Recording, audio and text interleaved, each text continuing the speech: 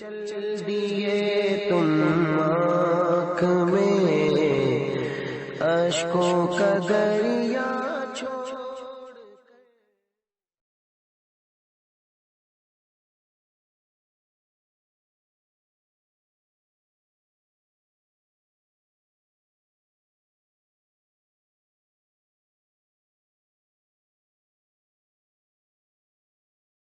مجھے لگتا ہے سلمان بھائی جتنی داڑیاں انہوں نے رکھوائی ہیں پچھلے کئی صدیوں میں شاید ایسے واقعات نہیں ملے ہوں گے. پتہ نہیں کیا میرے بارے میں تاثر قائم کرے.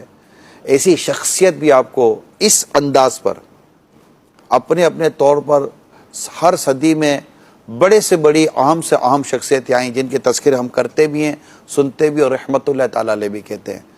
لیکن اس صدی میں جو ایک کام کر رہے ہیں اور جو اللہ نے ان سے کام لیا ہے اس کی مثل آپ کو کئی پچھلی صدیوں تک نہیں ملے گا.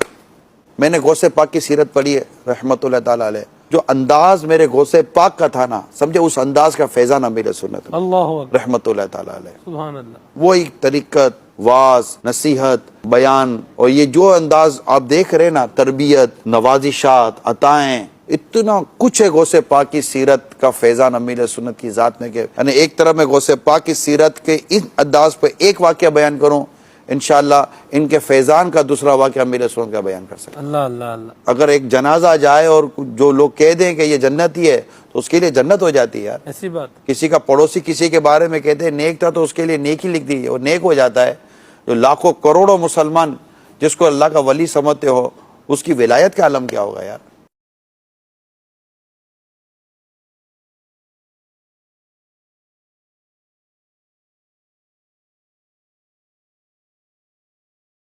اور یہ چلیں ان کو 10 روپے عیدی اور مدینے کا بسکٹ اور امیر سنت کے منہ مبارک. ارے واہ سبحان اللہ کیا بات ہے. سبحان اللہ سبحان اللہ بھائی بڑے پیارے پیارے باپا کے دیے ہوئے تبرکات آپ کا بھی درست ہے اور آپ کو عاشق غوث اعظم کے پیارے پیارے بیان امیر سنت کے بال تحفے میں دیے جائیں گے. وعلیکم السلام. حاجی عبدالعزیز تابانی صاحب نے اکولا سے پوچھا حضرت منہ مبارک صرف حضور ہی کے لیے کہا جائے گا یا کسی زندہ انسان پیر کے لیے کہا جائے تو حرج نہیں. ایک مرید نے ان کے پیر کی تعریف میں یہ بات ٹی وی پر کہی ہے. دیکھیے منہ مبارک کے معنی ہوتے ہیں مبارک بال. تو یہ حضور علیہ السلام کے بال مبارک کو کہا جاتا ہے. اور ہمارے دیار میں بر صغیر میں جب منہ مبارک کہتے ہیں تو ذہن کا جو انتقال ہے ذہن جو منتقل ہوتا ہے وہ جناب رسول کریم صلی اللہ تعالی علیہ وسلم کے بال مبارک کی طرف ہوتا ہے. اب بعد میں حضور غوث پاک رضی اللہ تعالیٰ کے بال شریف بھی ہندوستان میں آئے تو ان کو بھی منہ مبارک کہا جانے لگا. کہہ تو سکتے ہیں ہر معظم معزز شخصیت کے بال کو کہتے ہیں لیکن بچنا چاہیے. اور خاص طور سے آپ نے جو بات پوچھی ہے کافی دنوں سے یہ سوال میرے پاس آ رہا ہے کہ ایک پیر صاحب ہیں ان کے ایک بڑے قریبی مرید صاحب ہیں. اب ان کو مرید کہہ لیجئے یا چمچہ اعلیٰ کہہ لیجئے کہ جو چمچہ گیری کا کوئی موقع ہاتھ سے نہیں جانے دیتے ہیں اور روئے زمین پر ان کو اپنے پیر سے بڑا کوئی نظر ہی نہیں آتا. جبکہ پیر صاحب نے خود کہا ہے کہ میں ایک دن بھی مدرسے میں نہیں گیا. ماشاء اللہ جب پیر صاحب ایک دن بھی مدرسے میں نہیں گئے تو اتنے بڑے ہو گئے کہ آج وہ موجود ہیں اور ان کے سامنے ان کے بال بانٹے جا رہے ہیں منہ مبارک کہہ کر. ابھی کچھ دیر پہلے عدنان حنفی کے سوال کے جواب میں ایک حدیث میں نے پڑھی. اللہ کے رسول علیہ السلام فرماتے ہیں اس شخص پر اللہ کی لعنت ہو کہ جو سوئے ہوئے فتنے کو جگاتا ہے. اب دیکھیے پورے بر صغیر میں منہ مبارک سے جناب رسول کریم صلی اللہ علیہ وسلم کے بال سمجھے جاتے ہیں اور کچھ علاقوں میں حضور غوث پاک کے بال مبارک کو بھی منہ مبارک کہتے ہیں. لیکن اب 14ویں صدی ہجری میں ایک غیر عالم شخص چلیے ٹھیک ہے ان کو خلافت مل گئی اور علماء کی صحبت میں بیٹھ کر فرائض و واجبات کا اچھا خاصا علم انہوں نے حاصل کر لیا ہے. لیکن عالم تو عالم ہی ہوتا ہے جس نے باقاعدہ مدرسے میں سبقن پڑھا ہو. تو خیر ان کو عالم تک بھی محدود نہیں رکھا, مجدد بھی بنا دیا, اور کیا کیا بنا دیا ان کے سامنے، یہ تماشے ہو رہے ہیں. اللہ اکبر کبیرہ. حد تو یہ ہے کہ وہی حاجی عمران اتاری صاحب ایک موقع پر کہتے ہیں کہ معاذ اللہ رب العالمین کہ حضور غوث پاک کا مکمل فیضان ہے، ان کی زندگی کا مکمل عملی نمونہ ہے، اور جو کام انہوں نے کیا ہے صدیوں تک کسی بزرگ کا یہ کام نظر نہیں آتا. تمہیں شرم نہیں آئی یہ بات کہتے ہوئے؟ کیا تمہارے پیر صاحب نے اعلیٰ حضرت سے بڑھ کر کام کیا؟ اگر میں یہ کہوں کہ تمہارے پیر صاحب، تمہاری تنظیم، تمہاری تحریک اعلیٰ حضرت کے ٹکڑوں پہ پڑ رہی ہے تو کیا غلط ہے؟ معاذ اللہ رب العالمین. پیر کے محبت میں ایسے پاگل ہو گئے ہو تم، کچھ بھی بکے جاؤ گے، کچھ بھی بولے جاؤ گے. تمہاری تنظیم کا مقصد تھا لوگوں کو سنتیں سکھانا، لوگوں کو نماز کی دعوت دینا، لوگوں کو فسق و فجور سے دور کر کے دینی راستے پر ڈالنا. اب وہ کام چھوڑ کر نہیں، پہلے مرید بنو، نام کے آگے اتاری لگاؤ، رات دن بپا بپا بپا بپا پپا پپا کرتے رہو. کیا یہ دعوت اسلامی ہے کہ دعوت الیاسی ہے؟ تم اسلام کی دعوت دے رہے ہو یا الیاس کی دعوت دے رہے ہو؟ علماء کو تم لوگ مجبور کر رہے ہو اپنا رد کرنے کے لیے. ہم خاموش رہتے نہیں، جانے دو صحیح ہو جائیں گے، جانے دو صحیح ہو. لیکن چمچا گیری کے سارے ریکارڈ توڑ دیے، کہہ دیا کہ ایسا کام کیا جو صدیوں میں کسی بزرگ نے نہیں کیا. معاذ اللہ رب العالمین. کیا سرکار غریب نواز سے بڑھ کر کام کیا؟ ہندوستان کے چپے چپے پہ جن کے احسانات ہیں میرے غریب نواز کے، تمہیں شرم آنا چاہیے یہ بات کہتے ہوئے. معاذ اللہ رب العالمین.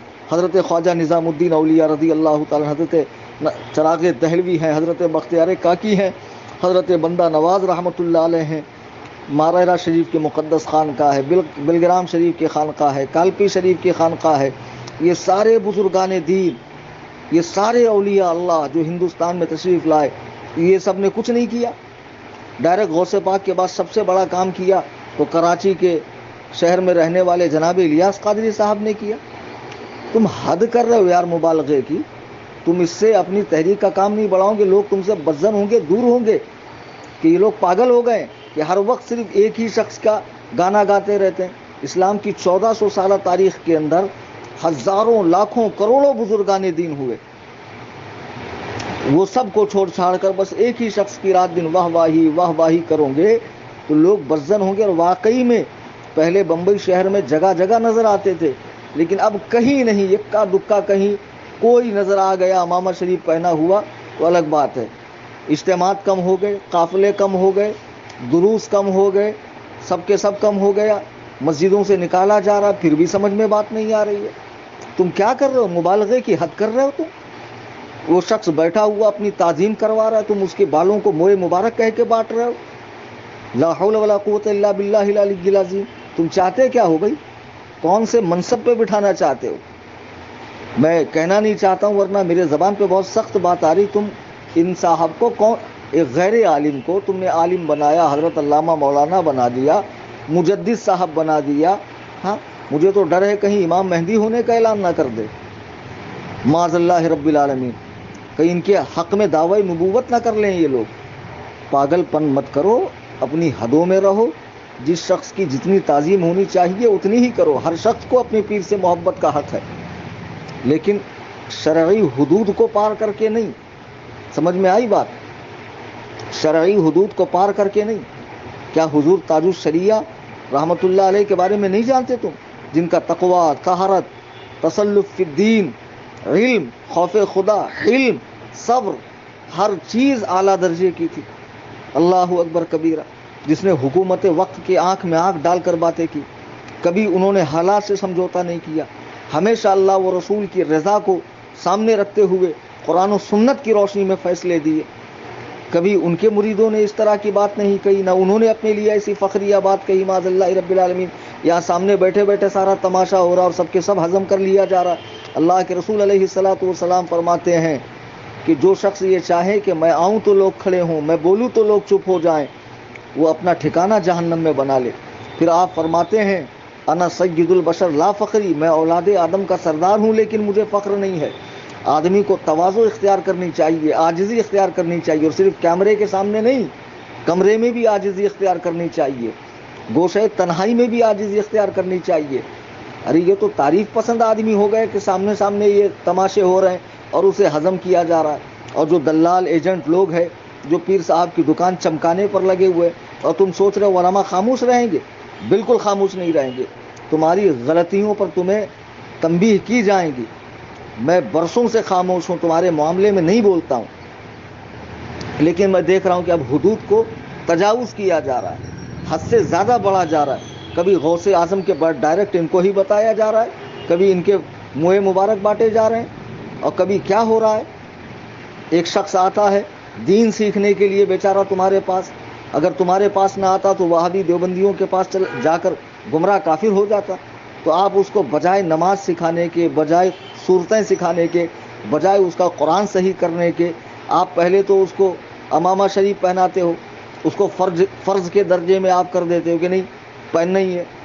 تحریک کی بولی بولنی ہے، تحریک کی مخصوص اصطلاحات اپنانی ہے، یہ مخصوص مدنی بیگ، یہ مدنی چپل، اور یہ قفل مدینہ کا آئینک، اور یہ قفل مدینہ کی کنکر، اور یہ وہ بیچارے پہ اتنی پابندیاں ڈالتے ہو ڈر کے بھاگ جاتا ہو. اور مرید ہونا ہے. خود ہمارے یہاں علاقے میں ایک معاملہ پیش آیا، ساکی ناکے میں پہلے جہاں ان کا مرکز تھا، جہاں سے اب انہیں بھگا دیا گیا ہے، وہاں پر میں اس شخص کو بھی جانتا ہوں، جس کو چاہیے میرے پاس آ کر ایڈریس لے لے. جری مری میں رہتا ہو، نام نہیں ظاہر کروں گا. ایک بیچارہ تبلیغ میں جا رہا تھا، لوگوں نے کہا اس سے اچھا ان کے پاس چلے جا. گیا تو پہلے دن آپ فارم بھر لیجئے بیعت کا. تو اس نے کہا میں تاج الشریعہ سے مرید ہوں. تو بولے اس سے کیا فرق پڑتا، آپ ان سے ہو جائیے. اس نے کہا ڈبل کیسے ہو جاؤ، طالب ہو جائیے. ارے اس نے کہا میں ایسے پیر کا مرید ہوں جس پہ پورا زمانہ ناز کرتا ہے. الیاس قادری صاحب کیا ہیں، اپنے آپ کو اعلیٰ حضرت کا غلام کہتے ہیں، تو ان کی اولادوں کے بھی غلام ہو گئے نا. میں تو اعلیٰ حضرت کی اولاد کا مرید ہوں اور وہ ان کے غلام ہے. تو جب میں آقا کا مرید ہوں تو غلام کا مرید کیوں ہو جاؤں؟ زبردستی بیعت کروائیں گے، زبردستی طالب بنائیں گے. اس طریقے سے دین کا کام نہیں چلنے والا. تبلیغیوں کے اجتماعات جو بڑے بڑے ہوتے ہیں، بغیر کسی پوسٹر کے، بغیر کسی چینل کے، بغیر کسی اشتہار کے کروڑوں لوگ پہنچتے ہیں. ان کو کام کرنے کا ڈھنگ ہے. تم لوگ کام ہی نہیں کرتے ہو، تمہیں کام کرنا آتا ہی نہیں، اس لیے ہر جگہ سے سکڑ رہے ہو، ہر جگہ علماء رد کر رہے ہیں، ہر جگہ سے بھگائے جا رہے ہو. کیوں؟ تم ایک شخص کو پاپولر کرنا چاہتے ہو، تم ایک شخص کو ہائی لائٹ کرنا چاہتے ہو. تم بتانا چاہتے ہو کہ اس پورے روئے زمین پر الیاس قادری صاحب جیسا کوئی نہیں. ایسی بکواسیں نہ کیا کرو. اللہ کی یہ زمین کبھی بھی اللہ والوں سے خالی نہیں رہی. ایک سے ایک ایسے ہیں بندگان خدا کہ جن کو دیکھ کر خدا کی قسم اللہ سبحانہ و تعالیٰ کی یاد تازہ ہو جاتی ہے. اللہ تبارک و تعالیٰ کی محبت دل میں جاگ جاتی ہے. ایسے چھپے ہوئے رستم ہیں، اور تم خامخواہ ایک ہی شخص کی ایڈ کر رہے ہو. میں پھر کہتا ہوں کہ اس قسم کی جو حرکتیں ہو رہی ہے یہ بالکل نازیبا ہے، بالکل قابل قبول نہیں ہے. اس سے امت میں انتشار پیدا ہوگا، لوگ جو ہے ذہنی خلفشار میں مبتلا ہوں گے، اور اس سے فتنے پھیلیں گے، جھگڑے ہوں گے، امت کا شیرازہ بکھر جائے گا. تم دین کا کام کرو، سنتیں سکھاؤ، کسی ایک پرٹیکولر ایک شخص کا پرچار مت کرو. اگر تمہارا کام دین کا کام کرنا ہے تو، اور پرچار ہی کرنا ہے تو کرتے رہو. انشاءاللہ لوگ تم سے ٹوٹتے رہیں گے اور چند پاگل لوگ ہی تمہارے پاس باقی رہیں گے. اللہ تعالی ہمیں ان سارے فتنوں سے محفوظ فرمائے.